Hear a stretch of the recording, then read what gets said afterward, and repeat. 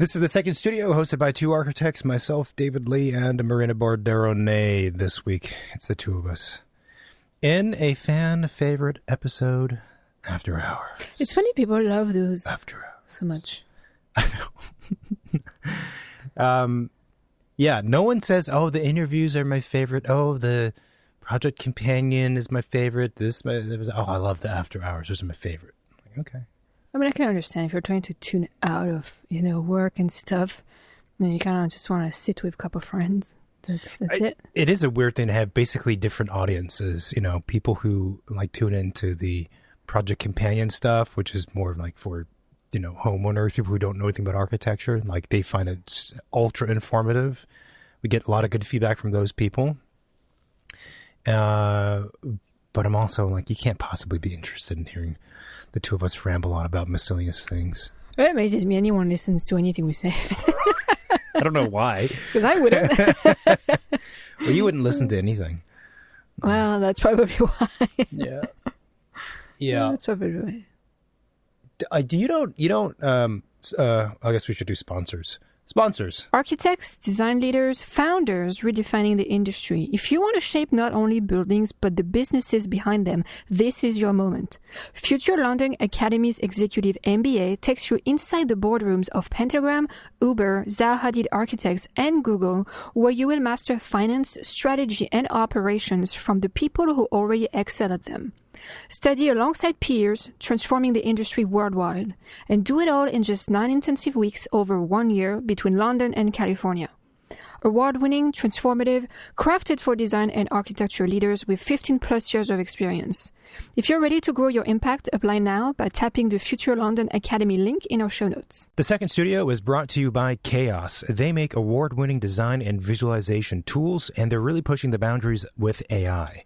As we all know, AI is shaking up the architecture and design world, and Chaos is taking a responsible approach. Their tools are built to help architects, designers, and visualization specialists work faster and explore more ideas without replacing creativity. Basically, Chaos wants AI to make your imagination stronger and not take over, so you get to design with more freedom, create stunning visuals, and stay in control of your work. If you want to see what that looks like, tap the Chaos link in our show notes. Spreadsheets can't bring your designs to life, but Programma can. Say hello to a bespoke integrated software suite built by and for experienced architecture and design professionals. Use your Pinterest image library to build collaborative mood boards, then turn them into shared online presentations with a click using Programma's pinboards. Use the Programma Web Clipper to build a centralized specification library for your studio. Share always up-to-date specifications and product schedules with clients, trades, and colleagues by generating beautiful, branded, live links and client dashboards. Programma's clean, minimal interface allows your work to shine. Start for free and save 25% on annual plans at programma.design/second studio. This is the second studio with the two of us. Yeah. You don't really keep track because you don't do any of the back of house stuff, so you don't really keep track or have probably a visual of like the arc of the show or how things are going from week to week. You know what I mean? Yeah, no, I don't. Yeah. It's nice not to have to. Yeah. No, I don't. I keep track of other shit, but not that. Yeah. Do you think you've fully recovered from Copenhagen? Oh, yeah. I don't think I have. You're probably one of, and not in a mean way at all, you're probably one of the weakest person I know. That's after like my saying, mom. Not to be offensive, but you are the dumbest fucking piece of shit, useless human being I've ever met. But no offense. No. You are just scum of the earth, dirtbag, disgusting. Boo! Get off the stage, but don't be offended. I knew that I was going to say not in a mean way, and I knew you were going to say something along those lines. No, I got you. I am quite weak. But I'm still with you, so if it was really bad, I wouldn't, if it's such a bad thing, I probably would have left, but I'm still around. No, I mean, I said that anytime I travel, like, I travel for a long trip or even a short trip, it's the flying. Well, actually, and the driving. Anytime I go beyond like a 5-mile radius, it's too much. You often say, oh, I could be such a good spy. And I could really think of a million reasons why you could not. One of them is you don't travel well. That's perfect, though, because I would show up, to, let's say, Copenhagen, jet-lagged. No one would suspect a jet-lagged, Asian American as being a spy. Like, oh, that's a very tired Asian man. Like, I'm just Asian. But how efficient would you be in your mission if you're tired? Probably not that good. Yeah, probably not that good. And then you need like another 6 months to recuperate from that trip before your next mission. You'll be like the least in-demand spy agent. And I'm just saying that, whenever we watch these shows, it's... In all fairness, yes. I feel like when we watch the shows, most of the time I feel like you and I could have done such a better job at being a spy. Nope, without pretension, just like common sense, like don't do this, don't say that, The two shows that I'm thinking about were A Walk Down Cemetery Lane or Cemetery Road. Cemetery Road. With Emma. Did we finish that? Yeah, which tells you that it wasn't very memorable if we don't even remember. I feel like I was not happy with the ending. That's probably Emma Thompson and some other people, I don't know their names. And there was also, I think, the same producers or creators as Soul Horses. So Walk Down Cemetery, whatever. And then most recently, we started watching, we've only gotten a few episodes into it. What is it? Birds? Ponies? Yeah, Ponies. On Peacock. And I also feel like in movies and TV shows, the actors who are pretending to be spies have to give away more than they would in real life, because otherwise the audience would not be clued in whatsoever. Like if they acted like a spy, would happen, possibly. But if they acted like a spy and they were monitoring someone from a distance, and they did it like really, really well, as an audience, you'd be like, I'm just staring at a guy going about his day. There's no, he's not touching his ear for the earpiece. They're not like glancing around. They don't look nervous. So, but compared to the fiction of TV, I think I'd be pretty good at a spy. I don't know. You're pretty gassy. So. I also think that's a pretty good way to just get out of a situation. No one would suspect you for a spy. Drop a bomb. Yeah. Well, that person can't be a spy. That's rude. No. But so do you think you've recovered from the trip? From Copenhagen, yeah, but we were gone last week and I have not recovered from that yet. I know. It's just one long... That's the problem when you have like busy weekend that starts on like Friday and end on Sunday night, is that you basically have no restful break between week 1 and week 2. It's just week 1 is 14 days. Yeah, but isn't it the same thing as like, 10, 15 years ago when you were working at offices and... going out and partying on the weekends and meeting friends and going to bars. Weirdly, I don't think it feels the same. It's probably because we're just older. That's probably... Or maybe because it was clear the definition between like work life and like personal life, and like you switch on the personal life on the weekend. Mm-hmm. So like the other mode is off. But when you have your own business, that switch is kind of always on in a way. Also, the weekend when we left was not a restful weekend. It was not like a work. Well, for me, it was a work weekend. A leisure weekend. Well, for me, it was a work because it was just like me taking care of the kid for 2 days. So, it was not restful. Yeah. Sometimes I think of all of those single moms and I'm like, working single moms. That was one of my first... Like, oh, man, how do you do it? Those are my first thoughts when we had the kid. Me being a single mom? No. No, like the idea of being a single parent and having 1 or 2 kids and then supporting yourself and the kid and then paying for your rent or your house or your mortgage, making car payments, insurance, all that stuff. I'm like, there's no way. How there's I mean, you could live very frugally maybe, unless but you do really well, but generally when you have 2 members of a household and both are working a little bit, it helps, the cost of living goes down, or you make more money or the cost of living goes down. And we have 1 person, I don't get that. I'm like, that's impossible. I don't know. There should really be a support system for people in that situation. I think that would be a good thing to have. It probably is in other countries, just not in America. Yeah, things are really crazy. Really, really, really crazy here. So you've recovered. I haven't. We did, after we got back from the trip, though, we did in one of the weekends, we went out to Huntington Beach. No. Not even close. Long Beach. Yeah. No, it's Huntington Beach. No.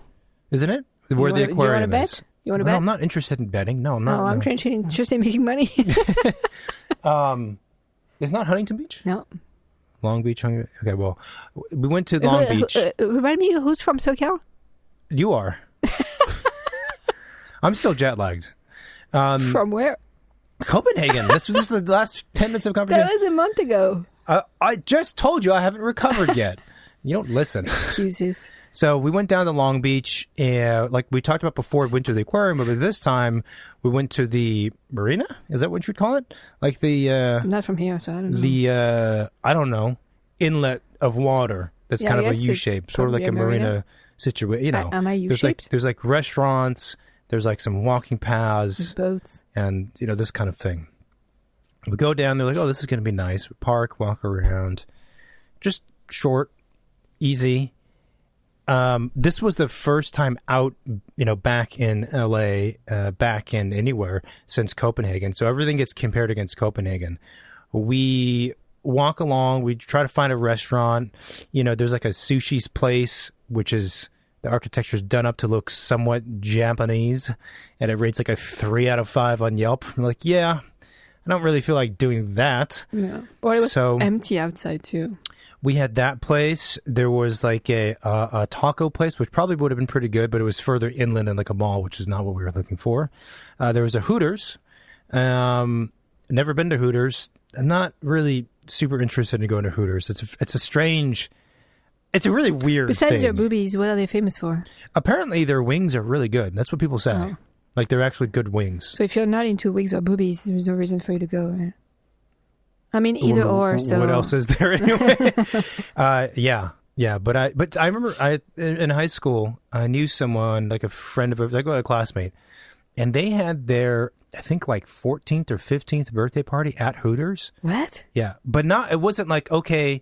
The parents were like, okay, you know, Chad, I'm going to drop off you and your, you know, 6 friends at Hooters. You know, have a good time. I'll pick you up in a few hours. Like, the family went. Like, everyone went. It was like his birthday party was at Hooters. I'm like, yeah, this is weird. The dad was also weird. He was a creepy dude. Like, he was just, he gave Maybe off that creep was his vibes. idea to go to Hooters for his son's birthday. And I'm like, I don't know. We should do that with our son. Okay, turn 14. It's just, it's so weird. It's a weird business model. But anyway, so we don't go to Hooters. We don't go to the Japanese place. We go to Gladstone's? Yeah. Yeah, Gladstone's. Didn't rate super well on Yelp. Oh, it didn't? But no. But I figured no. I think it rated it higher than the Japanese place. Oh. So we go there. You know, seafood spot. It's along the water. So you have a nice view. We were mostly there just for the view and to have like a little bit of food. So how did it go? So we get there, you know, like cute entry. There was like a nice clean fish tank with like cute little fishes and whatever. It's like, this is going to be awesome. Nice outdoor seating, big banquet, big umbrella, you know, we're sitting in the sun. Like, it was nice. And then I'm checking out the menu. We actually ended up being more hungry than I thought. And it was 3 p.m. So we decided to each get a plate instead of sharing, because otherwise we would just have got one thing and just kind of like snacked, right? But we were hungry. So I'm checking out the menu. I'm like, fish tacos. Yeah, I feel like we're eating lots of tacos at home.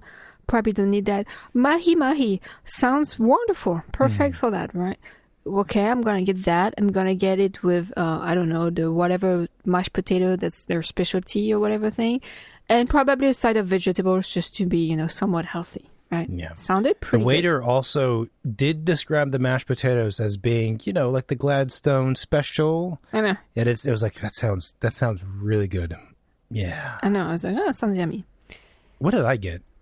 You got some sort of poke nacho thing. Yeah, the poke nachos. Yeah, it was. Which is, you know, there's definitely really good ones like we've had in Hawaii, and there's not so good ones. But the not so good ones is always like, at least there's poke and there's nachos. So, like, you know, there's a baseline that doesn't go below. I have to say that typically your choices of food are somewhat questionable. Your plates always look better than mine. Whenever the food arrives, really good at ordering. The food arrives. Okay, but this time the food arrived. And, the waiter showed up. I glanced at the plates, and I wanted to be like, "Is this a joke?" Where's the rest of the food? So your nachos arrive, big, fried chip bowl thing with ceviche poke thing overflowing and like this massive amount of food. And I'm kind of like, wow, this is big. Okay. Like this is very David looking, it's like mostly fried carb thing and like a protein. And that's kind of it. Very David looking. And then comes my plate. This beautiful big white plate. Well, it wasn't beautiful. It wasn't pristine white. Beautiful. It was pretty off white. Kind of like when you go to like buffet at like hotels and stuff, and they have like the stack of plate that smells like the dishwasher. Yeah, and they're giant, like heavy warm things. Cream, super heavy, super big, and you're always wondering like, should I keep filling up that plate or not? Because it kind of looks dumb when there's just 3 things in it. That's exactly how my plate looked when it arrived. It looked dumb.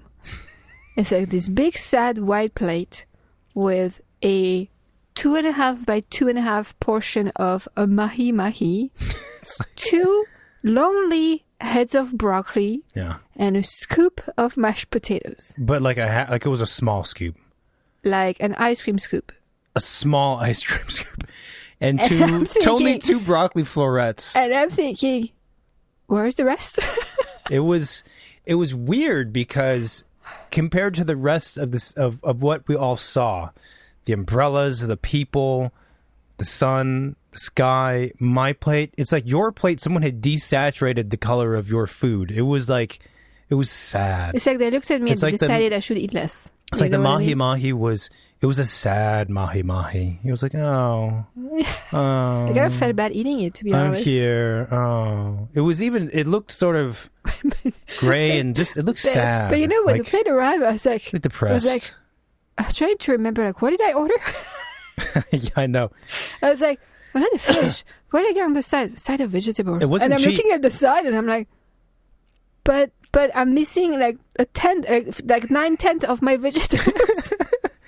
I mean, how much is broccoli? 2 pieces of broccoli? I'm like, man, I could buy a bag of broccoli at Trader Joe's for what, $3? Like, come on, give me 3 bags of broccoli.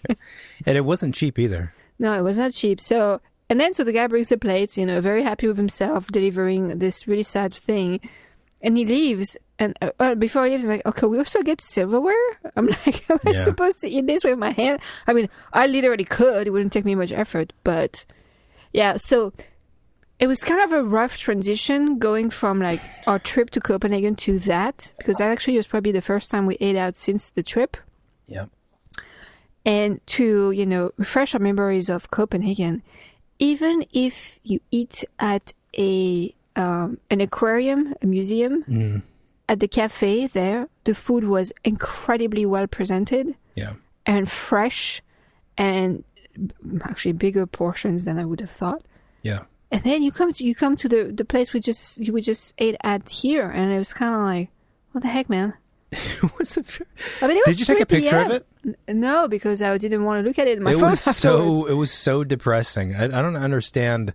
I don't know what they're thinking for the amount of money that they're charging. I mean, again, you're on the water, also my expectations of the food was pretty low going into it. I knew. I'm like this is this typical, facing the water place, kind of generic seafood American. It's not going to be good food, but your plate was like exceptionally poor. And I'm sure it didn't taste much better than it looked. No, it wasn't great. Yeah. And it made me wonder, what is the point of even serving food like that? It made me wonder, maybe if it's not that good or you don't have enough to make a plate, then just say you don't have it on the menu anymore. Learn to cut it off if it doesn't make sense. Was the broccoli even was it just steamed broccoli? It was so small, I don't even remember. But yeah, it was probably steamed. But it made me wonder, because they had an event, going on in the other room. Maybe they were too busy or whatever. They forgot to cook it or something? What the fuck? But I'm like, come on. Yeah. Yeah. It wasn't that fast either, too. I'm like, okay. No, they were slow. It took a little while to prepare this. Yeah. Like, hello. No, I certainly wouldn't go back. But I mean, again, we weren't there so much for the food as just kind of the scene.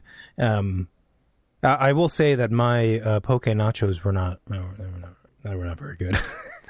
Yeah, no, I mean, should have just got fries. It probably would have been happier. The fish was not of great quality, and the nachos were. It was not. It's also weird, these places. It's like, but it can't take that much work to have someone come in and just revamp your menu for a day. Pay them 10 grand, like whatever it is, like you have enough money to just like enhance your menu a but little, probably or add some but fucking it's a chain, seasoning right? to the mahi mahi, or put 3 pieces of broccoli instead of 2. Like what the hell? You're setting the bar or so give me low. free dessert to make up for it. The odd thing too is, so we're there, and we're outside on the terrace. There's kind of a mixture of different people, and across from us, or behind you, was a party of 4 of older white people. They're probably in like their 70s, maybe early 80s, even something like they're old, they're geriatric, and maybe they're in like 2 couples, and they're chatting and having a good time. They're catching up or whatever they're doing, and they're eating their food, which I think they might have also ordered my dish as an appetizer, because it was an appetizer, and they ordered, their own things. They didn't order yours, I don't believe. But what they ordered, I don't think anyone should order mine. Was also of like, the same par of food as you might expect. And you could tell by the way they were talking and eating the food that if you had asked them, how's the food? What was it like? They wouldn't say, well, this is fine dining. But they say, like, yeah, this was good. I enjoyed going to Gladstone's. I'd go there again. Like, this is good. This is good food. And it's a weird thing, because I do think that there's a big population of that type of people who go to these restaurants that, frankly, the food is like a 2 out of 10. And for them, that's considered decent quality going out to eat food. And that's what you do to socialize and to eat that. And it's like, no, it's not. This is garbage. You're eating garbage, is what you're eating. Yeah, I mean, I think a lot of people also, go to these places, and the food is kind of it's kind of an excuse. They don't go for that. They go for sitting down, catching up with friends, maybe having a view or whatever. And the food is. No, I get. No, for sure that's the case. But I'm just saying, like, if you were to take that level of cuisine in the United States and you compare it to something similar to any country in Europe, really, the food would be so much better. But it also comes from the raw product that's being used, No, I know. Like, you buy a bag of tomato and a chicken in France, it's probably going to taste pretty good. I don't know. I mean, without even doing anything to it. Yeah. So I told you, I looked it up, like blueberries, right? Because I was very confused, because our son has been eating a lot of blueberries lately. But the blueberries are not blue on the inside. And, growing up, blueberries, the way I knew it, were blue and were really small. Then here they're really big and they're not blue on the inside. So apparently they are genetically modified in the US. So they are bigger, because things need to be bigger here. Mm-hmm. And they are not blue because they're modified. And they're made to last longer and taste sweeter sooner. Sweeter sooner. Oh, in the growth of the blueberry? Mm-hmm. Yeah. So that's that. So. Well, what color are they on the inside? They're like really, like they're like blue, like deep purple, like the same color as the outside. No, the United States ones. Oh, they're green. They're not green. What the? Yeah, they're green. No. When you say green, people think of like the like Christmas green. They're not green on the inside. No, they're green. No, they are not green. What are you talking about? Okay, what color are they? They're a shade like of green. They're like an off-white that maybe has a yellow-green tint. They're not off-white. Yeah, we'll grab a blueberry. I cut them every day. I can tell you they are not white. Okay, when you say something's green, just imagine the color green in your head. What do you see? Do you want me to go get a blueberry? It's green on the inside. It's not green on the inside. It's not white. It's not green. Go get a blueberry. This is so silly. Go get a blueberry. You're not even. I'm going to get a blueberry. You're not even close. Okay, here. You're not even close. It's not green. It's green. No, it's not green. When you say green, people are going to visualize like the color of a leaf. It's not green. Well, there is a gazillion shade of green. Oh, don't do that. That's no. What? Green is green. It's a shade of green.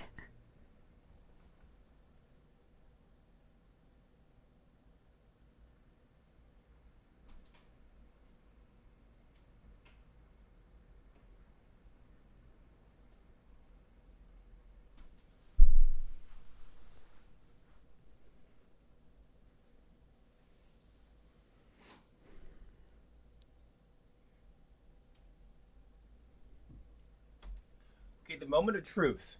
Okay, you said it's green. I said...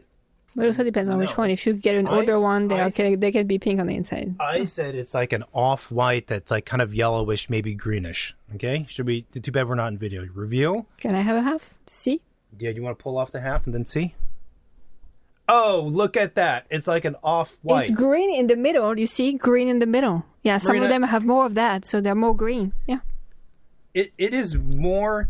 It's equally green and white. It is more purple than it's green. Well, it's because the color of the skin goes through. Yeah, but it's not green. I'll take a picture of this. This is going to be the cover of the episode. Blueberry. Well... Anyway, yeah. But it's so weird to me that things are genetically modified to be like to whatever human liking it is. I'm like, how about you just, Was it, Brian Johnson, that guy we watched the documentary, The Lord Wants to Live Forever? He was saying, he had an Instagram thing recently, he was talking about the food from Taco Bell, which we all know is not great food, but it's actually a lot worse than I thought it was, based on his, analysis. It's not food. It's like, it's... I keep seeing it's so far like removed that. from like normal food. It's I keep seeing stuff like that. Like I think it's at McDonald's on like the chicken nuggets or something. They use an ingredient that's used to like hold roads together and like all kinds of crazy shit like that. Well, just because one chemical ingredient is used for something doesn't mean it can't be put into food and have, for positive reasons. But it's the one thing that still bugs me is like the wood chips in the Parmesan, Isn't that for like anti-caking though? Yeah, probably. But I'm like, why would the fuck would I want to eat wood? It's again. It's I'm like, just well, if it does that, then maybe it's just don't make it or make it something better. Like, would you ever just move back to Europe? Yeah, I think about it every week. Yeah.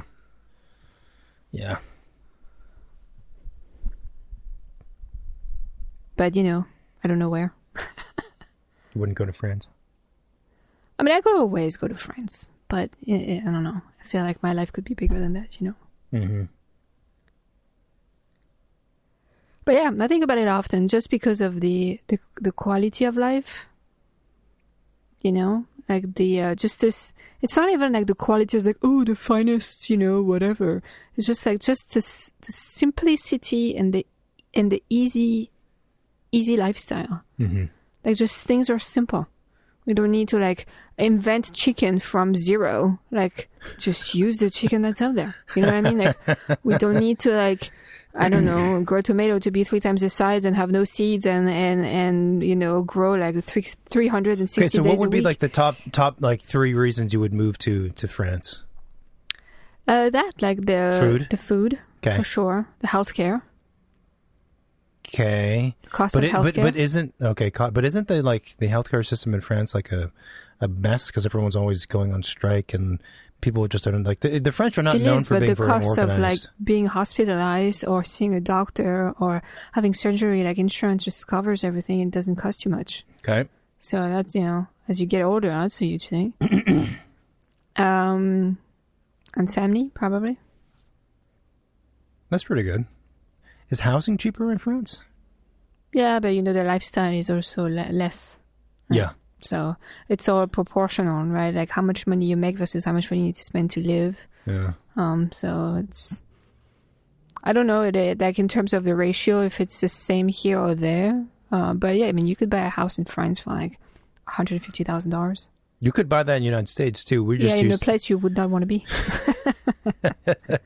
We are accustomed to the two coasts and major cities. I mean, you could buy like an old house in France for that price, like something that's been around for a long time, that some way has more value than like for 4 wood sticks that's been thrown together and have like an asphalt shingle roof on it. Like this is. You're so against the wood the framing quality and of it, but the just the kind of like the generic way of building generic homes in the United States is just so shitty to me.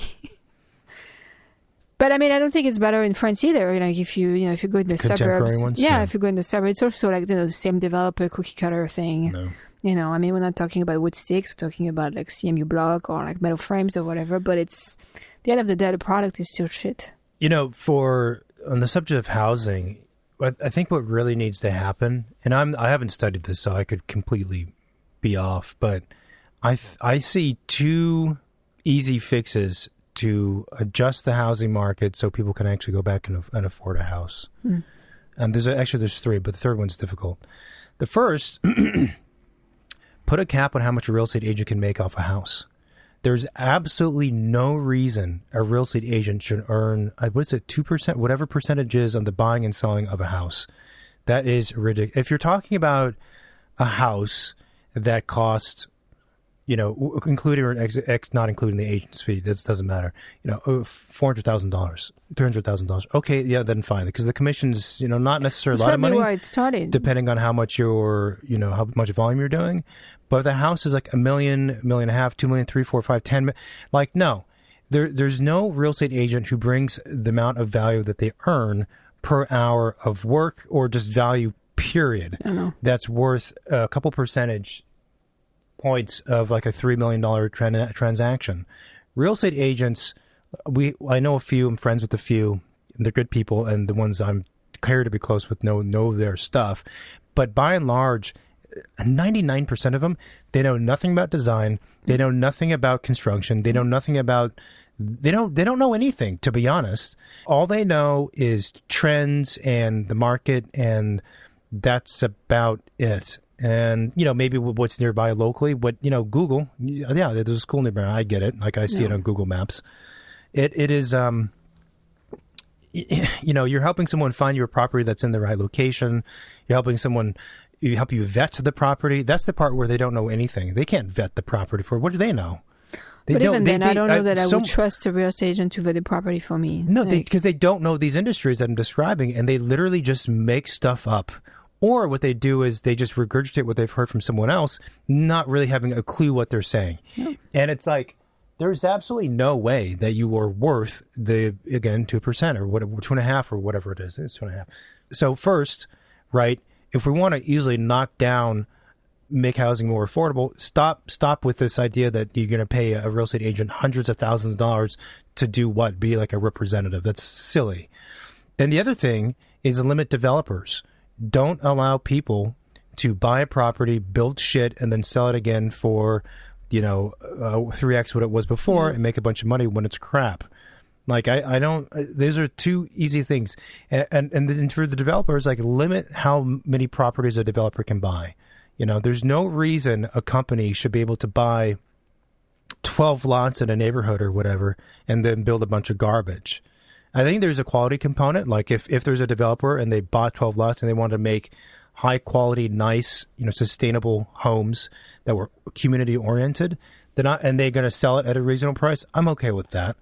But like the problem is we have these two groups of people who exist primarily just to make a profit off of real estate, and it fucks everything up.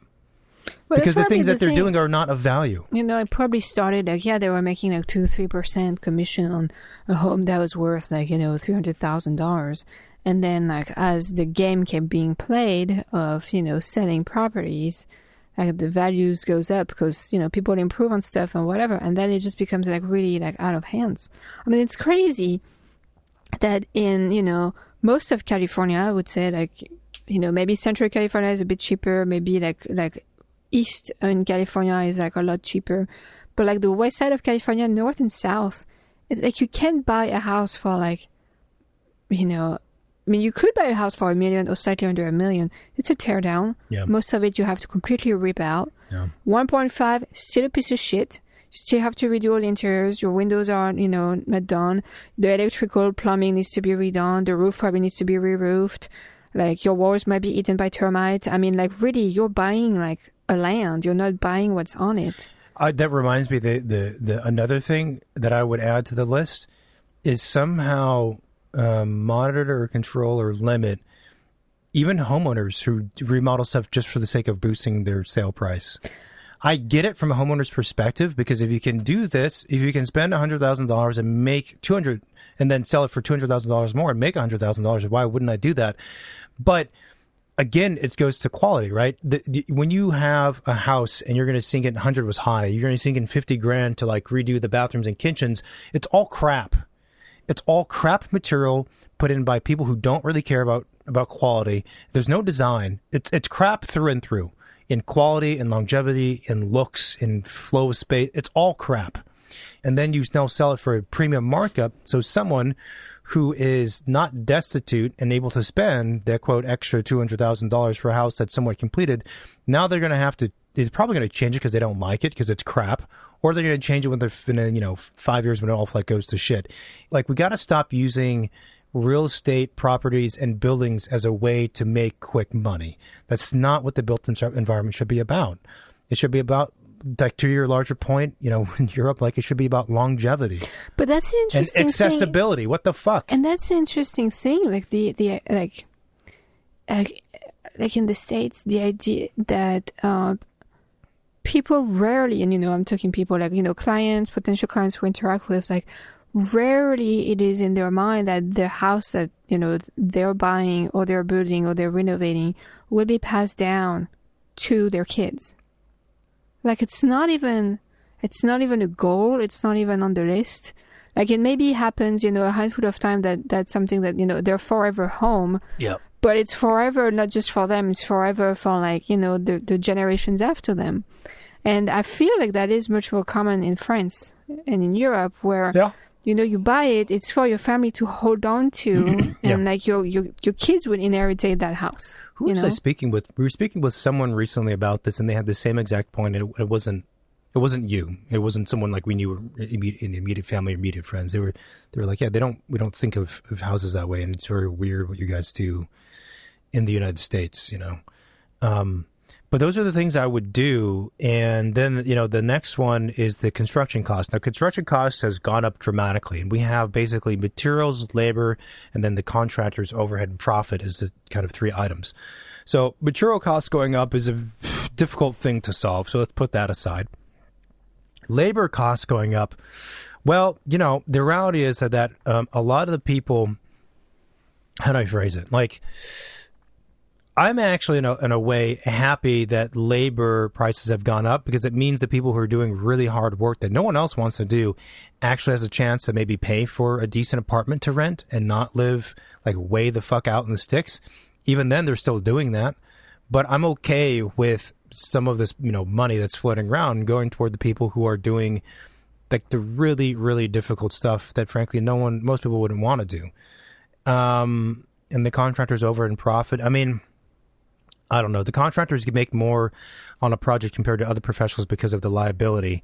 But there's also a lot of shit contractors who basically rope in subs. They send them to the site. They don't do anything. The GC, they don't do anything. They never show up. They take a check and then they bounce. And everyone knows this. Any person, not even an architect, any person knows, half a dozen people who've all had horror stories about a GC. And somehow it'd be great to crack down on these folks who just don't care.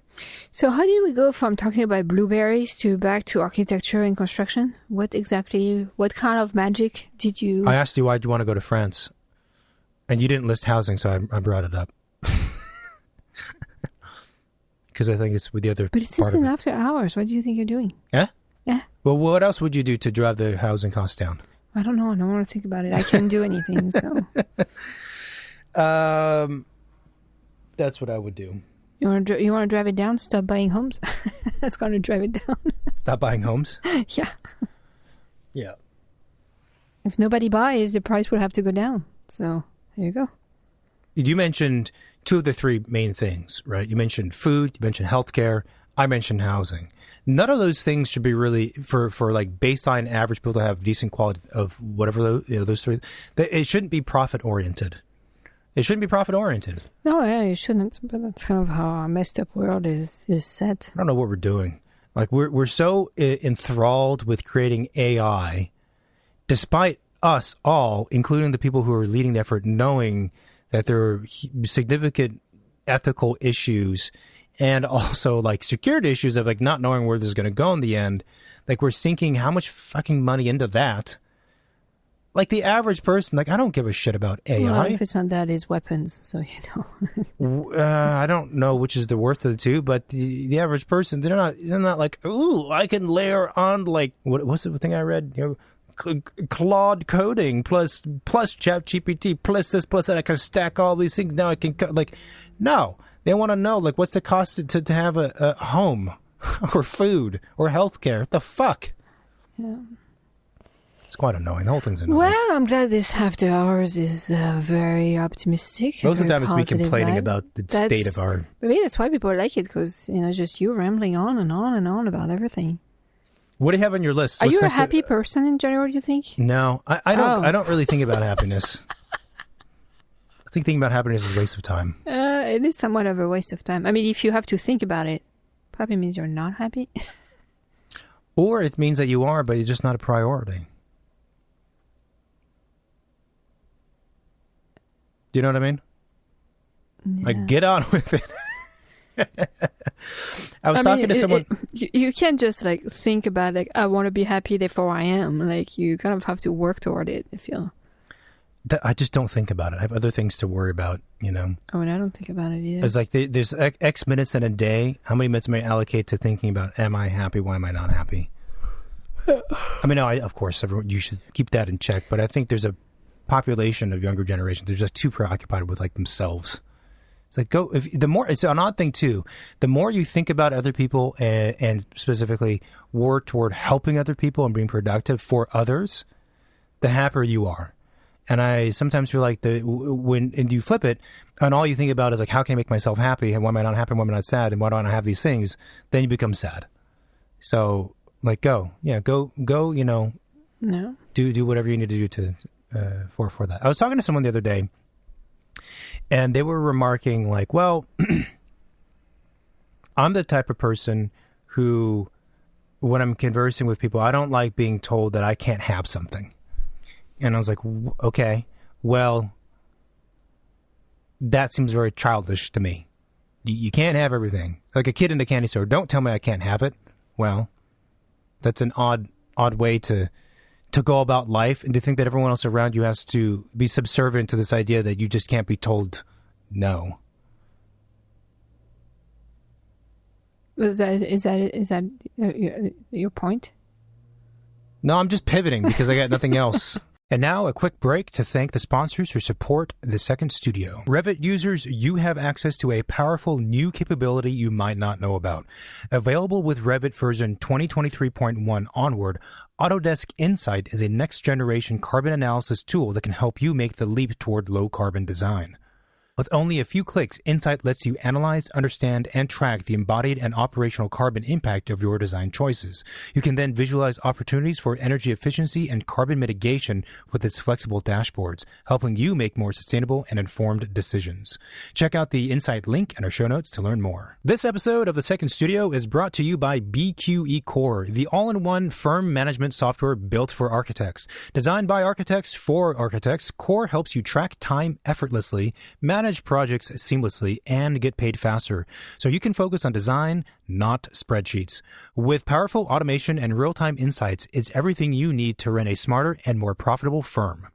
See how BQE Core can transform your practice by clicking the link in our show notes. I mean, I could see how that's a plus to be thinking that way, because then you probably would, I would assume, try harder to get the things. Or if someone tells you no, you're going to work harder to show them that you can have it. In some ways, I don't think it's helpful when people are just purely entitled, and because it's what they want, you have to give it to them. It's no, fuck off. If you can't have it, you can't have it. That's it. It's interesting too. People who end up like that, you wonder how were they raised? Would their parents ever said no? So we got made aware, now that we're parents, that there is a new trend lately with parents doing what's called, I think, gentle parenting. God, okay. I'm going to try and not be biased here, okay? No, but you already know about it. No, I have not heard of this thing. No, gentle parenting, where parents... I clearly hated it so much, I I partitioned it off to you did not even let it enter your brain. Gentle parenting, where parents do not say no to their kid. Oh, interesting. So and I haven't dived into it, but apparently they don't use the word no. They maybe distract them or something to, avoid them having to say no. And I'm like, that's cool. But if you don't say it as a parent to your kid and you choose to do that, that's fine. But when they're going to go to school, when they're going to go to work, when they're going to meet people, other people are going to say no to them. So at some point, they're going to have to face the no one way or the other. So the idea of not saying no is that, like, it's too... I don't know, no conflicts maybe, or like no... I don't know. Like, just I don't know, just make them more vanilla. I mean, I'm not sure. Softer? Yeah. Maybe there's some middle value ground to that, but that seems kind of... I mean, there is a way to say no, and like you can say no to everything, you know? Like, I think that would be the extreme parent. And then you can say no to nothing, because that's also not good, so... My concern with that, obviously, like you said, is you're going to end up raising a group of people who are like what I described as adults. They don't like being told they can't have something, or it's not within reason, and then they throw a hissy fit. You know, this is not like the sign of a mature adult or a person that contributes positively to like a social setting or a larger, you know, population of people. These are just whiny bitches who don't understand that you can't have everything if it doesn't make sense, if it's at the expense of others, if you don't have the time, you don't have the money, if there's other things involved that's outline a set of possibilities and you reject all of them, then go away. That's not no one else's fault. No. But I don't know what it is with some people that are just entitled, self-entitled is the word. And sometimes they think this way, sometimes they think and talk this way, sometimes they just speak in a certain manner. They speak as if, like, their tone, they just deserve everything.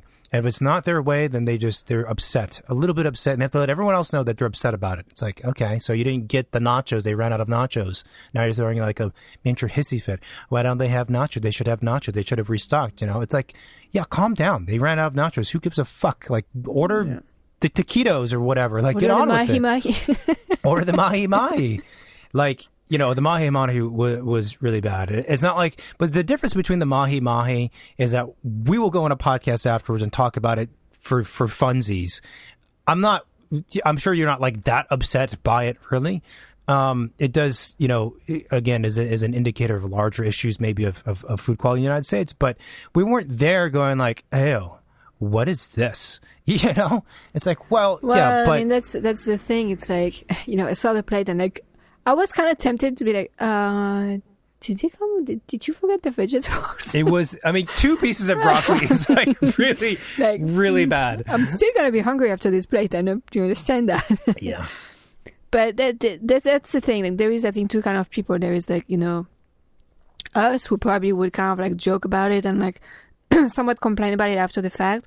And then there's people who are going to make a scene at the restaurant to the waiter as if it was his fault, as if it was the one who made the plate, you know. And I was kind of like, what's the point? Like, he's not the one who plated the thing. Like, who am I gonna? And even then, it's probably like 4 people who plated the thing, and they probably plated it because it's how they typically plate it. 4 people? I think it's 1 person with like an arm tied behind their back. No. And it's also like the folks who are like this, and I'm trying to find more examples, every single thing niggles them, and they always have to voice it. And in a way, the thing that they're complaining about, a lot of times I don't disagree with like their position. I'm like, yeah, I get it. Like, it should have been that way. They should have had this thing for you, but that's not the way it is. And so in terms of actually moving forward, look, you can have a couple minutes to be upset, but you've got to, I guess also really what it comes down to is not so much the right or wrong of their position. It's more like how they choose to behave and convey it. Yeah. Right? There's different ways to say no. Yeah. You know, you could say like, wow, I really wish, you know, we could do that. I really wish I could have that plate of nachos. Such a bummer that they're out. But, you know, they should have had it, but okay, I'll get the taquitos. But versus like, why don't they have it? Why not? Why? No, I don't want that. And then everyone says, okay, to placate that one person in the party, because it's always one person. Everyone else has to be like, oh, well, guess what? You know, Susan, they have taquitos instead. No, I don't want taquitos. Okay, well, they have like, you know, they have chips and salsa. You could do like that. And then, no, I want nachos. And it's like, okay, Susan, none of us like you. Okay, we're just putting up with you. So shut the fuck up. You have to be aware that there's a line. You're getting close to it. If you cross that line, you're not with our group anymore. Yeah. But the thing that drives me, that I don't get, is that those people always have their circle of people around them. And I'm like, what are you guys doing after years? And aren't you tired of this individual, like, constantly being a whiny bitch? Like, don't you just, like, at some point be like, do you have to complain about everything? Like, I get that your matcha wasn't the perfect temperature. Like, do you have to go on about it in front of everybody at the restaurant? Chill out, Because at some point, it's just... I'm not big into the, woo-woo chi, but it's like an energy thing. It's like you are really, you're really like, I can feel my traps, which are non-existent. They're just because I can feel the stress building up as they speak, I can feel I'm getting tenser and tenser just by being around you. Yeah, no, it's bad energy. And then again, they have their own group that's been with them forever. I'm like, but how are these people not just like one big ball of stress, like constantly be around this individual who is upset at everything all the time? Life must be so difficult. That's why I have the podcast, so I can say this stuff out here. But there is, like you said, there's a difference between, on here we're just kind of shooting shit, but it's wild to me. And I don't know if, sometimes I wonder if it's... I always question the partners of these people. Yeah. Because I'm like, okay, you're friend with a person like that. You see them like once a month, once every 3 months. You just kind of like put up with the bullshit, have some sort of like good moment because you have some commonalities with that with Susan, right? And you want to like cut her off completely. So fine, you keep her in your contact book and like see her twice a year, fine. But the person who lives with Susan and share their life with Susan and put up with that shit every day is as nuts as Susan is. And probably guilty for letting Susan behave the way she behaves. I would agree. I'm like, people only continue to behave that way because no one else is telling them, like, look, Susan, you make no fucking sense. Everybody's sick of you and annoyed. Like, can you just shut that off for a minute and actually be like pleasant to be around? I know. But if nobody does, or Susan thinks it's okay. That goes to your question about who raised them. That's why the whole, like, don't say no to babies. And you'll be surprised because oftentimes, the parents of these people are perfectly fine people. And it doesn't come from them not being good people. I think it came from them not doing good parenting. That's not a bad guess. I mean, I don't know. And that's weird because you would think that, if you're a good person, you would naturally be a good parent. But I think I think at some point when you're a parent, you have to make some choices in how you raise your kid. Sure. And those small choices could have big impact later on. Could be. I also think that people can really evolve and change. Of course. We had, I know, and everyone knows, people that they have known for a long time since they were young, kids, and they were just assholes. Like they were real little asshole kids. The kind of kid you're like, I would fucking kick you in the face if no one was around. You know what I mean? You have that urge, like, I'm going to kick you in the face. Like, you're being such a little dick. But then they grow up and then something happens, and they leave the house and then they change and they become like the most courteous, nice, pleasant people. And the parents are out of the picture because they're off, living whatever. So at some level, it's you. I suppose as a parent, you have control for some level of control. Let's say for 18 years, and then that's it, and then it's going to be what it's going to be. But it is. I also don't know if it's an Asian thing. Like Asians in general. Well, there's the two stereotypes with Asians. It also depends on the type of Asian, but the one stereotype is Asians are very polite and kind of quiet and reserved, right? I go out of our way to make sure that we're not disturbing others. There's also the other stereotype, but there's the opposite. There's the Japanese and there's the Chinese. Well, that's true. Like maybe that's more what I try to be more like the Japanese. But even like all Asian cultures have this reservedness or politeness that's baked in there for sure. At the other side, there's the opposite, which is more prevalent, I think, in my experience with the Chinese culture, where they can be very aggressive in, like, only, like, how do I say it? If they want something, they'll say, I want it. And if you say to them, well, these are the reasons why you can't have it, they'll just they won't throw a hissy fit like what we've described, but they're going to constantly poke and see, like, why can't we, let's figure out a solution. And meanwhile, you're like, no, but I'm telling you, there's no magic here. There's no we can't. There's no curtain to go behind. They're bargaining in a way, right? Bargaining. Well, that's like bargaining is definitely one degree away from what I'm describing. Yeah.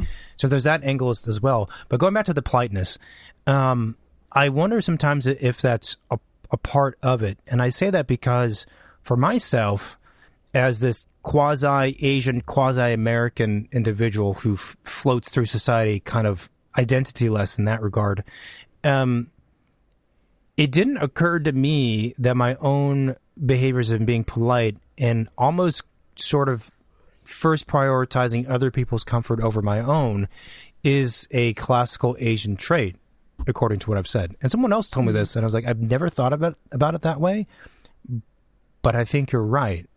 I mean, I think my parents told me that, and I'm not Asian. That told you what? To always be polite and, like, you know. I think I mean, it probably, for you, it probably comes from that side, you know. It's just kind of, like, inherent, you know. There's, like, a quietness through which you move throughout public space in a way. But that also comes from, I think it comes from your parents.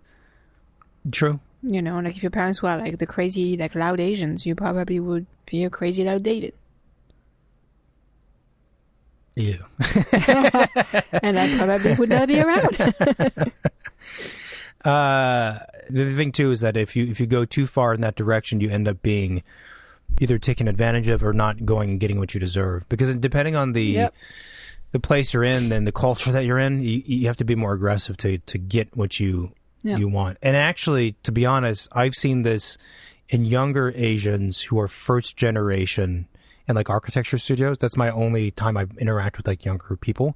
A lot of times, those Asians, they're too timid. I'm like, you can't be this timid here, you know?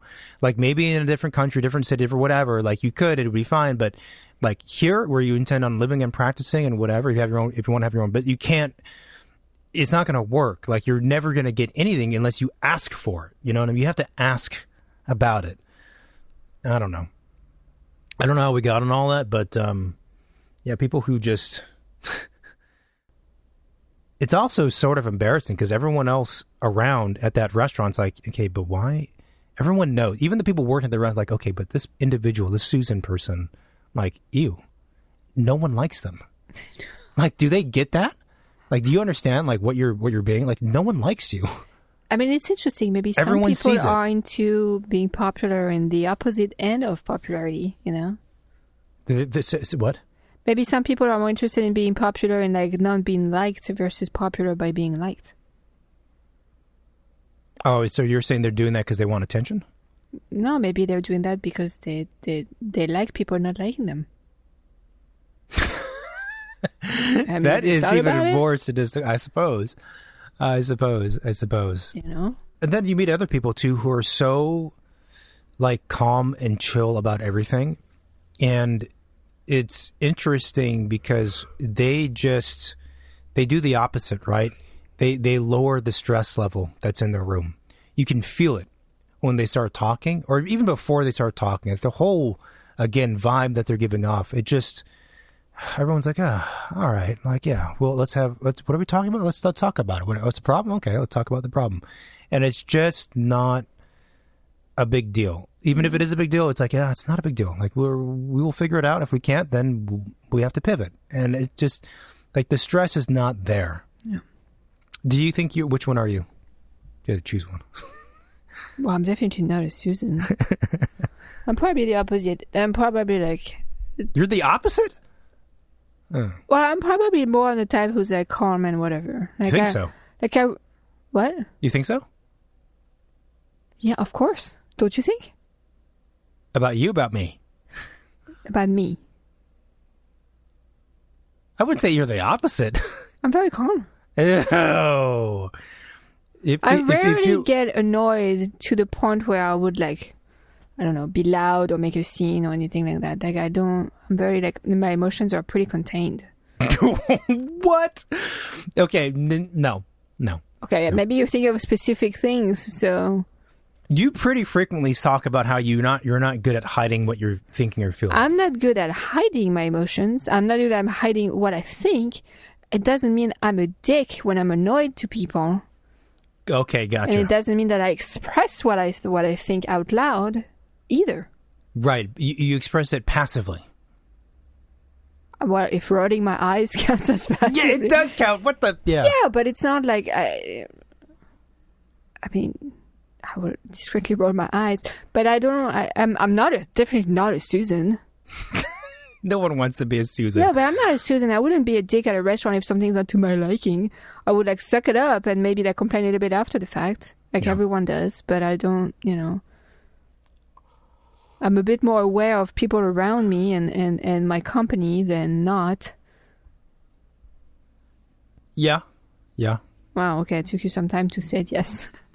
Well, I don't know how you or I would stack up against the two people I just previously described, but I will say that, when you're a detail-oriented person and you have a strong set of beliefs, I don't mean like, moral, religious, ethical beliefs, but I mean like you have a particular, you think things should be a certain way, and when you've run through the pros and cons of whatever it is, and it feels logical. Whatever the thing is. Like, it feels like logical, it should be this way. When it's not that way, it's hard to not see it. It's impossible to not see it. Yeah, but like, you would be a lot more upset if that was the case than I would. In public? No. No, I'm Asian. I don't do that. In public, no, but at home you would be a lot more upset. Yeah. Than I would. Yeah. But you would be more... I would be annoyed. You would be more visibly annoyed in public. I wouldn't be. You can't tell if I'm rolling my eyes. Yeah, so actually it's better to roll your eyes and then be really upset after the fact. Because I know, like, there's just so much control you have over things, and it's not worth my emotions to get to a certain point if I can change the thing. So that's the I let the thing annoy me, but not to a point where it would drive my emotion completely nuts, because I know it's pointless. The pointless thing is a difficult pill to swallow. I get it, and I practice it, obviously, because I'm not going out everywhere and just pointing out problems. But, like, it is a difficult one to swallow. I think that's also why, for certain people, they live a pretty controlled life in terms of the people they choose to be around. And everything around them it gets more and more carefully orchestrated because of that. I heard something on this psychologist, whatever. They were talking about different personality types, and one of them... I'm going to butcher the title, but it was like the rational individual. Mm-hmm. And basically he was saying that for the rational individual, they look at all decisions throughout the day, big things and small things, and they work through the pros and cons in what they would think about as a logical fashion. Does it work? Does it not work? No, yes, no, yes, yes, yes, no, yes, yes, no. Okay, then the answer is like a yes. And that's how they view things. He said for those people, they oftentimes don't realize, and they don't understand, that not everyone thinks about things that way. And other people are more emotionally driven at the forefront, or at the bulk of their logic is more emotional. Mm-hmm. It's more or whatever other things that are not the same system of working. And he said for those who are the rational type, it drives them nuts, and they don't get it. It doesn't compute. Like, it doesn't make any sense to them at all. And therefore it creates a lot of friction potentially. I would say, after listening to this person describe a few different personality types, I probably fall into the rational group, in the sense that, no, but not in the sense that I'm rational, in the sense that I don't understand other people when they make decisions that are more emotional. I'm like, what are you doing? I don't understand either. Like, I'm rational too, but it's just you have to not let the emotion get you. I don't know, because I do think that over time, all of those like moment of being too upset about something that you cannot control is destroying something inside your own body. You know what I mean? Like, I do think it's, I don't know, maybe it produces a toxin or some kind of like weird substance that somewhere like kills little like white globules or like, whatever things you have in your in your body. No, but you know what I mean? Like, it's bad juju again. Right. So it's like, only get the bad juju get to you when it's something you could change, or you could have changed maybe. But if you know you can change it, then just move past it. I don't know the two of us who was more, like, on average allows it to these things to impact them more in the day to day. Oh, definitely you. I don't think so. Definitely you. There's a specific or maybe things. You're more vocal about it, and maybe it lingers. For me, maybe for you it's more like punchy and vocal at the moment. And then I get past it. And then maybe you get past it. For me, maybe it lingers in a little bit more. But it never really... It never really gets to me unless it's like to a certain point. So here's like maybe an example. Like a bad driver on the road, I would maybe swear and then just forget about it. Like you would be upset for 5 minutes after. Yeah, but mostly I got nothing else to do in the car. That's why I'm not actually upset. Yeah, but then why keep entertaining it? It's kind of enjoyable. No, it's not. It's not enjoyable for the passengers. It's not good for yourself. Listen, you don't drive, so you don't know what it's like to drive and be cut off. You don't drive. No. Listen, no, because I like sitting in the back of the car because it's really nice. It's a different thing when you're driving. The stress level's a lot higher. Because when someone does something unsafe... You've driven through neighborhoods. It's proven. When you're driving and someone else does something unsafe, it cuts right through a lot of the layers we're describing and goes down to something more primal, which is like...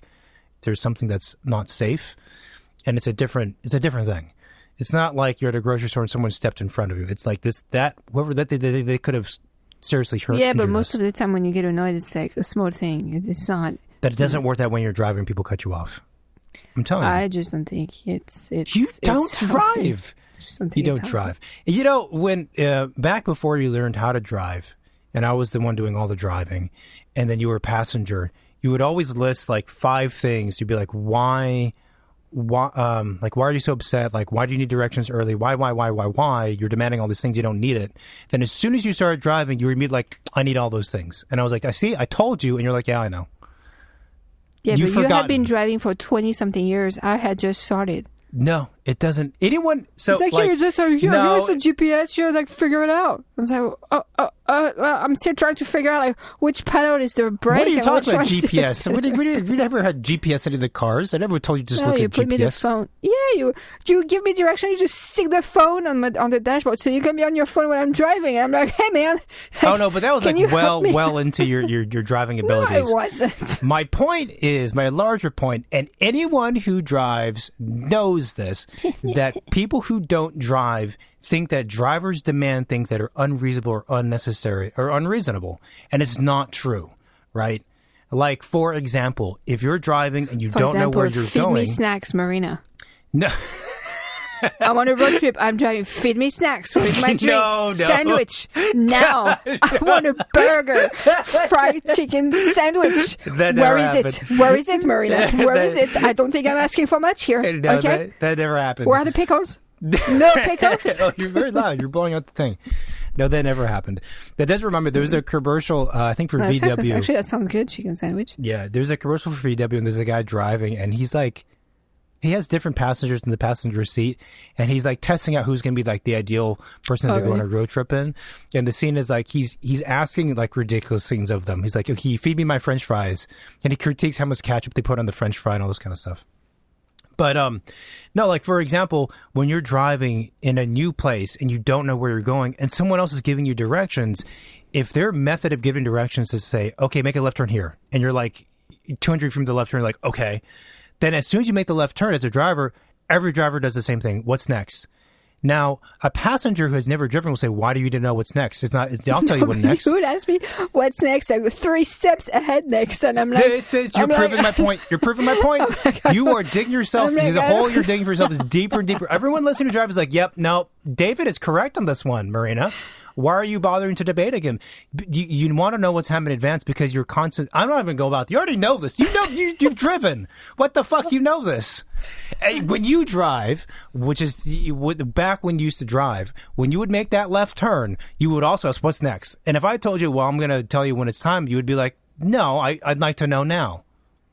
This is again another point to work on teleportation. I do think that, driving has such bad influence on couples in general. No, that's a sidestep. Yeah. No, but in terms of... This is a stressful recording. I might need a bath after this. Well, don't debate me about driving things. These are things you know already. I don't know why you're doing it. We're testing the previous conversation. No, we're not testing. You're just being you're being the instigator. I don't know why you're doing this because you've driven. You know what I'm saying is true. I mean, I know that I need directions. I'm like the upcoming direction and the one after. I don't need like 2 more after that. Like I don't know. Oh, whoa. Okay. So first it went from the next direction right after the left But you turn. don't ever give me direction. And You just say then, the forward now and you're saying you don't need that. But what I need is I need the next one and the next one after that. What are you doing right now? You're all over the place.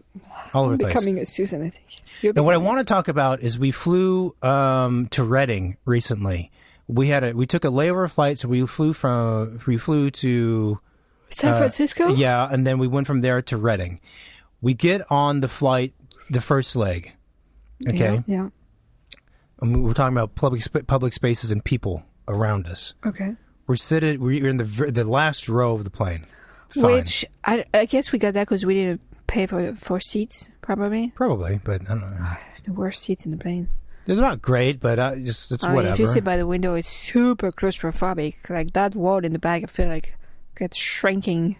On a short flight, I don't mind it because there's no one behind you, and I don't, Yeah, you're but not the like in window the seat, middle. it's very, very tight. Like, Well, I might anyway, be getting claustrophobic. we're seated in the back, and everyone's boarding, and then this very disheveled-looking group of people are making their way down the aisle. 3 people, probably in their late 50s. No, 60s. Early 60s? No. Mid 60s? Late 60s. Let me phrase it this way. They're so poorly dressed and so grotesque, you could not tell if they were old or they were middle-aged but just had, not showered. Oh. And they're making their way through, causing a big scene because they don't have their shit together. There's a husband and wife and a sister, I believe. The husband, you could not create a character like this if you wanted to. I'll try to. He had these baggy pants, jeans that were sagging off his butt, big boots that were unlaced. I think he was wearing a shirt and a jacket, big thick glasses, comb over hair that was super greasy. His head was full of yuck stuff. The wife was handicapped. We don't know what's going on there, but I will say she was massive, coming down the aisle struggling, which I feel bad for. And she's complaining because she's like, I'm in the last aisle and I'm handicapped. That's not cool. She shouldn't have been put there. I agree with her on that. But literally, the entire length of the plane, constantly talking about Susan's, just constantly telling everybody how difficult this is and how wrong the airline's owes me a free ticket. All the things you could say over and over and over like a broken record. And they were seated on the row across from us in the last aisle. And man, the entire flight, just constant complaining from her, loud too, to the point where everyone within the vicinity, not just us, everyone around us was looking around what is going on back there? Yelling at the husband, scolding the husband, saying, you didn't do this, you didn't do that. There's nothing he could have, first of all, he was a weirdo and I didn't care for him either. But there's nothing he could have done that would be right in her view. It was sad. It was gross. It was many things, but it was also sad. He's like, I want water. This is the way. I want water. Give me water. And now we're all buckled in, ready for takeoff, and you can't get up. I want water. And the husband and the sister are like, you can't have water now. We're about to take off. And she starts screaming, I want water. I want water. And it's she wasn't mentally disabled. Oh, I don't know. No, she wasn't. I don't know. I think there's something wrong with her. No. But she wasn't autistic, for example, or something like that. No, I think the whole those 3 people, I think something's not quite there. There could have been some inbreeding for sure, but it wasn't. But I'm saying it wasn't okay, clearly someone is autistic or something else, or they have Tourette's, and that. They have this thing. She was just being an asshole, screaming, "I want water! I want water!" In control of herself, she's choosing to say that. It wasn't like a kid screaming, having a tantrum. She's in control, saying this, and then she said to her husband, her husband's name was Pete. Pete, why did I say that? He goes, well, I did this because I thought you'd like it. No, I didn't like that. You don't do anything right. You're useless. The most mean things over and over and over again. Yeah, that's pretty bad. And it was and the sister is sitting between the 2 of them, so they're shouting at each other. I'm is this a bad comic or something? What? It was sad because I don't know where these people came from. Obviously, they didn't look like they have much means, by the way they were like dressed and whatever. But I was looking at them and I'm like, they were probably working at some point in their life. Mm-hmm. Apparently, they have kids or a kid. Yeah. Because she made a comment later in the other flight when she saw us and our baby. Oh, I'm going to see my grandkid or whatever. And I'm thinking, wow. I'm like, okay, so you are a parent. You are a parent. How I wouldn't invite you to my house. Like no, that, I don't want people like that around me. I don't care if you're I don't care how you're related. I don't want someone like that in my life. She was mean. And she had right to be upset. Fine. But she was just across the board mean. I'm not saying she was mean. Again, I'm like trying to understand, like, where do these people come from? I don't know. Fucking underground somewhere, I guess. and so they're on that flight. You might have a bit more sympathy toward them because you sat near their window seat. I was in the aisle. They did not smell good. Oh, I could smell it. I mean, I was 2 feet away, but I could smell it. And so we get off the plane, lay over, and they're on the next flight with us too, to Reading. I'm like, man, if we have to sit physically like next to these people, like seat to seat, I don't know. I'm gonna ask to move if there's an open, because it was gnarly, and they ended up splitting up because we were going on the plane. We saw them, but the husband was sat in front of us, and I'm just like hoping the entire flight for the 45-minute hour or whatever it is. Like, I hope there's nothing. Hope nothing happens. Just let him be there, be quiet, like he's an invisible person. And what happens is, like, our kid bumped into his seat, like, once. He goes, no kicking! No kicking! And it's like, all right, dude, listen. If you want to get into some kind of, like, verbal fisticuffs here, first of all, everyone around us was loving our kid because he's cute. You're disgusting. You're also not very nice. I've seen you the way you talk to Woody. You're not very nice. Yeah. Your whole party's gross. You have nothing here. Someone bumped into your seat, baby or not, like, get over it. Your smell is worse than anything else on this airplane. Like, seriously. So shut up and be quiet and be thankful that you're not being kicked off the plane for being so gross. Like, truly. I didn't say anything, of course, because that goes into the category of, like, what's the point? But it... I don't know. I just thought that they're probably, don't have any money. Maybe their daughter pay for their tickets to like come visit them or whatever. Mm-hmm. And they're the type of people who live in teeny tiny world, And probably, I get it. I don't know. It was annoying. It was mostly, I just found it like really sad, like all of it. And it makes me think like, okay, well, we're like a young, good-looking family. We're happy. Good-looking family? I don't know if that's the case. Us? Yeah. Of course. Okay, well, speak for yourself. What do you mean? Well, it's just an odd thing to say. No, okay. Odd thing to say about yourself. You think yourself pretty. Well, I'm pretty. Or I used to be pretty. I feel like I'm turning into a potato more and more, but my kid is, handsome. So, okay. Yeah. So we're a good-looking family overall. Okay. But, like, it's when you see people, like that, I feel like it makes you kind of like appreciate what you have and who you are. And that's why I also have a bit more, not compassion, but a bit less reaction to them, because I just feel bad for them. I feel like, wow, if that's what all your life has been, like, it sucks to be you kind of thing. There's some truth to that. I mean, look, you don't know what caused them to be in that particular, in their situation. At the same time, like, a lot of where people end up is like but you ended up there because of decisions you made. It might not have been one big decision, but there's micro decisions you've made over a lifetime that put you in a place where or maybe there is something that happened in their life that they had no control over that put them on the other side of the line. Like, we don't know. No, I get that. Like, I understand. Like, you have to give people, I guess, in a way, is the benefit of the doubt, because you don't know what occurred. But that's not an excuse for that kind of behavior. They were so loud and just rude and mean. It's like, I don't care what happened to you. No. You don't be that way. Also, She managed to walk up and down the aisle without much of a problem. Honestly, I'm like, yeah, you did it just fine. Yeah. All right, well, I think we should wrap it up here. This was a weird recording. Positive note. It's also late and I'm hungry. I think maybe that's why. All right, let's go Gladstones. Get some mahi-mahi and some poke chips. I might need to go back just to take a picture of the plate. It was sad. It was really sad. If you go there, don't order the mahi-mahi. It was worse than cafeteria food.